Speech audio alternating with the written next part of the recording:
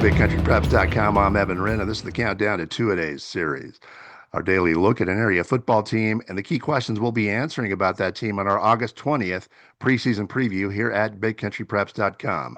I'm with my partner, Dan Youngblood, via Zoom. And tonight, Dan, we're talking about the Anson Tigers. Yeah, and continuing a trend we've seen with a lot of the teams we've already talked about on this short start to our Countdown to 2 Day series. This is another program with a new coach.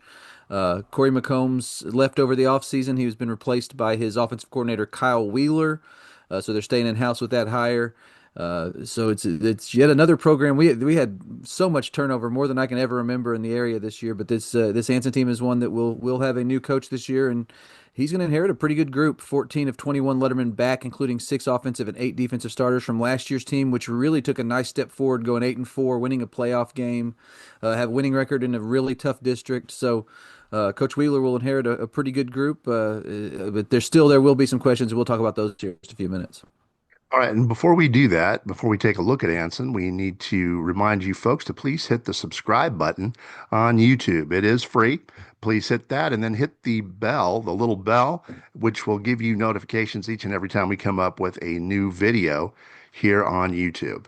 And with that, Dan, the Anson Tigers, the key questions. What's your first?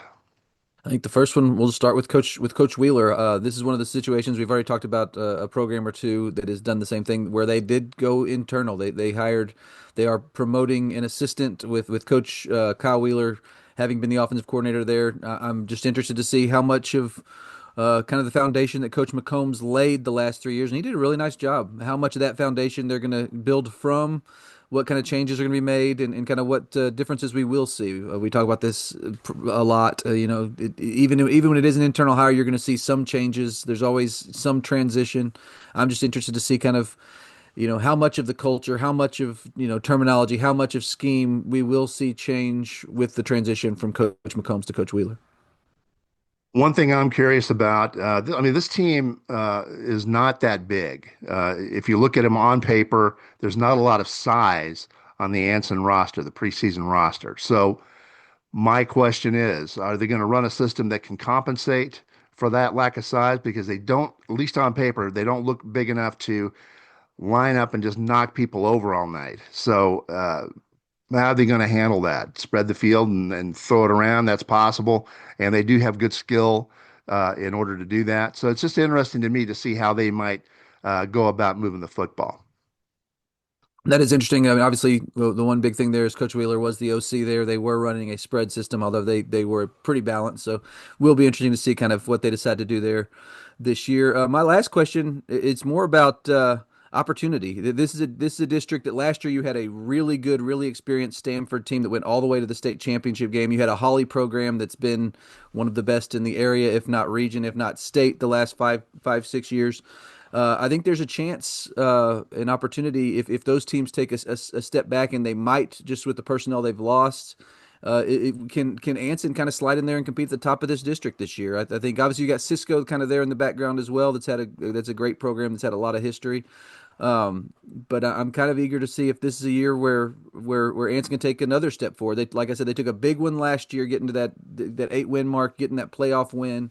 I'm interested to see with what they have returning this year if they can take one more step and maybe get into that top part of that district where you're maybe competing for a district championship. Obviously, the programs we just talked about, Stanford, Hawley, Cisco, these are programs that expect to compete at the highest level as well. But I'm just eager to see what Anson can do in terms of their district this year. Fourth question. Does it embarrass you to wear that hat? Depends on the day. I mean, because it pales in comparison to this hat. Pales in comparison. During baseball season, I would agree. Uh, Football and basketball, we'll see. We got the edge in basketball to an edge, Yeah, currently. wide edge. All right. With that, it's just about time to take a look at Anson's schedule for this season. But before we do that, we need to thank some of our sponsors. Beginning with For the Love of the Game Broadcasting and our old friend Terry Slavens, owner of K-Lakes 93.5 FM out of Brackenridge, 97.7 FM KATX out of Eastland, Classic Country AM 1330 out of Graham, 94.7 FM, KWKQ out of Graham, KROO 1430 AM out of Breck, and KWBY 98.5 FM out of Ranger. That is for the love of the game broadcasting. Also, Rob Durham, sales consultant at Bear Chevrolet Buick Cadillac up in Breckenridge. If you're in the market for a new vehicle or a used vehicle, call Rob. He's one of the nicest guys you'll ever want to meet. Give him a shout at 254 559 2266. That's Rob Durham up at Bear Chevrolet Buick Cadillac in Breckenridge. And finally, Cavalry Resources and Construction, located up in Breckenridge, serving the entire big country, offering custom standing seam roofing made on location and all commercial roofing applications. Give Kobe Walker a shout at 254 246 5546. That is Cavalry Resources and Construction in Breckenridge. All right, and with that, it's now time to take a peek at Anson's schedule for 2025. We'll start in the non-district portion. An interesting game to start off with. They're going to be playing host to the Hamlin Pied Pipers on August the 29th. They'll also play host to Archer City on the 5th. They have road dates at Dublin and Haskell on the 12th and the 19th, and then we'll play host to Albany on the 26th. And that's actually a challenging schedule overall. Hamlin's going to be better. Archer City is always respectable. Haskell is expecting to be better, and Albany is Albany. So a challenging date for this Anson team, or a Definitely. challenging schedule, rather. Yeah, no question. They'll have their open date on October 3rd before kicking off district with a couple of toughies right off the bat. You go on the road to Holly, you go on the road to Stamford on October 10th and 17th, respectively. So we asked that question number three. We're going to find out the answer right off the bat in district play. After those two, they host only on October 24th, go to Cisco on Halloween, and they come back home to wrap up their district schedule and regular season schedule on November 7th against Abilene TLCA. So this is not a particularly forgiving district schedule when you look at you've got probably the three toughest games in district all on the road, but should be a challenge for Anson, and we'll see if they're up to it. Game of the year for Anson. In my opinion, it sticks out like a sore thumb, Dan. It's going to be only on the 24th of October. When you've got powerhouses like Holly and Stanford and Cisco in the mix, there are going to be certain teams that you absolutely have to beat in order to get a playoff spot. They have to beat TLCA and they have to beat Olney, and then hope for an upset amongst the other three. If they lose to Olney, they've got to pull off an upset somewhere against one of those powerhouses. And I think I would agree with you, and almost for a different reason, potentially. Last year, the district played out where they dropped their first two games in district play at home to Hawley and to Stanford.